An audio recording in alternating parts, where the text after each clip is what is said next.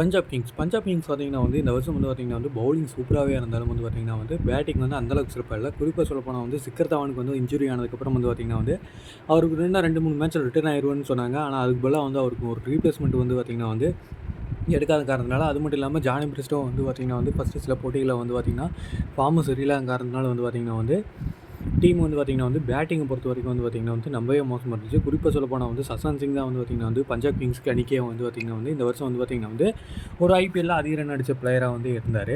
இப்படி இருக்கிற பஞ்சாப் கிங்ஸோட வந்து பார்த்திங்கன்னா வந்து நிறைய லோ ஸ்கோரிங் மார்ஜின் வந்து பார்த்திங்கன்னா வந்து ஜெயிச்சிருந்தாங்கன்னா வந்து பார்த்திங்கன்னா வந்து பார்த்திங்கன்னா அவங்க பிளே ஆஃப்ஸ் போயிருப்பாங்க அப்படிங்கிறதே வந்து பார்த்திங்கன்னா வந்து கிட்டத்தட்ட கன்ஃபார்ம் ஆகிருக்கும். அது மட்டும் இல்லாமல் இந்த வருஷம் வந்து பார்த்திங்கன்னா வந்து பஞ்சாப் கிங்ஸும் வந்து பார்த்திங்கன்னா ஒரு வலிமையானதாக இருந்தாங்க.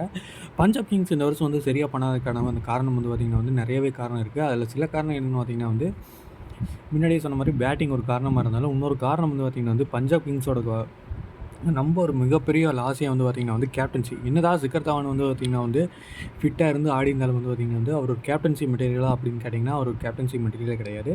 அதே மாதிரி வந்து பார்த்திங்கன்னா வந்து சாம் கரன் வந்து பார்த்திங்கன்னா வந்து அந்தளவுக்கு வந்து அவருக்கு கேப்டன்சி பண்ண எக்ஸ்பீரியன்ஸ் இல்லை. இப்படி இருக்கையில வந்து பார்த்திங்கன்னா வந்து சிக்கர் தவானோட கொஞ்சம் ஃபேர் பெட்டராகவே வந்து பார்த்திங்கன்னா வந்து சாம் கரன் கேப்டன்சி நல்லாவே பண்ணியிருந்தார். இதனாலேயே வந்து பார்த்திங்கன்னா வந்து பஞ்சாப் கிங்ஸ் அணி வந்து பார்த்திங்கன்னா வந்து நிறைய இடத்துல வந்து முக்கியமான டிசிஷன் எடுக்க வேண்டிய இடத்துல ஒரு கேப்டனோட முக்கியமான பங்கு வந்து நிறையவே இருந்திருக்கும். பஞ்சாப் அணிக்கு வந்து பார்த்திங்கன்னா வந்து சில கூட ரோஹித் சர்மா வந்து மும்பை விட்டு விலக போகிறதாகவும் மும்பையிலேருந்து வந்து பார்த்திங்கன்னா வந்து ரோஹித் சர்மா பஞ்சாப் கிங்ஸ் அணிக்காக விலக போகிறதாகவும் வந்து பார்த்திங்கன்னா வந்து பேட்டி இருந்துச்சு. இப்படி இருக்கல வந்து பஞ்சாப் கிங்ஸ் அணிக்காக வந்து பார்த்திங்கன்னா வந்து இன்னொரு புது கேப்டனாக வந்து யாரை எடுக்க போகிறாங்க அப்படின்னு பார்த்திங்கன்னா வந்து